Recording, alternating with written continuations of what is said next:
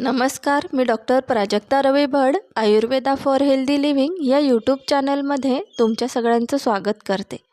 या व्हिडिओमध्ये आपण फ्रोझन शोल्डरविषयी माहिती घेऊया। फ्रोझन शोल्डर झाला असेल तर आपण कुठले व्यायाम प्रकार करू शकतो ते बघूया। फ्रोझन शोल्डरसाठी किंवा खांदा आकडलेला असेल तर रोज सौम्य व्यायाम करणे गरजेचे आहे। त्यामुळे खांद्याची जकडण कमी होऊन हालचाल सुधारते। त्यापैकी पहिला व्यायाम प्रकार आहे पेंडुलम स्ट्रेच। यामध्ये थोडे पुढे वाकून निरोगी हाताचा आधार घ्या। दुखापत झालेला हात खाली लटकू द्या आणि वर्तुळात गोल गोल फिरवा। आता दुसरा आहे फिंगर वॉक। एका भिंतीसमोर उभे राहून दोन्ही बोटे भिंतीवर हळूहळू वर करा, जणू काही बोटे चालत आहेत। हे खांद्याला हळूहळू उंचवण्यास मदत करते। तिसरा आहे towel stretch.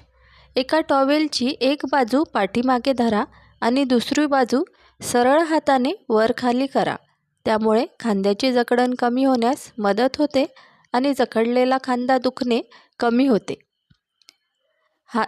Cross body stretch. यामध्ये एका हाताने दुसऱ्या हाताच्या कोपऱ्याला पकडून छातीजवळ आणा आणि धरून ठेवा। खांदा फिरवणे। उभे राहून किंवा खाली बसून हळूवारपणे खांदे गोल गोल फिरवा। आधी पुढे नंतर मागे करू शकता। व्यायाम करण्यापूर्वी खांद्यावर शेक देणे गरजेचे आहे, त्यामुळे जास्त आराम मिळू शकतो। कोणत्याही व्यायाम करत असताना जास्त ताण येणार नाही याची काळजी घ्या। फक्त जिथे स्ट्रेच जाणवेल किंवा ताण जाणवेल तिथपर्यंतच स्ट्रेच करा। व्यायाम नियमितपणे करणे अत्यंत आवश्यक आहे।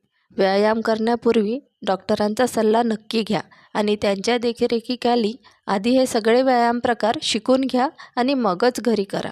व्हिडिओ फायदेशीर वाटल्यास please like, share and subscribe. अशाच काही टिप्ससाठी बघत रहा Ayurveda for healthy living. Thanks for watching. धन्यवाद।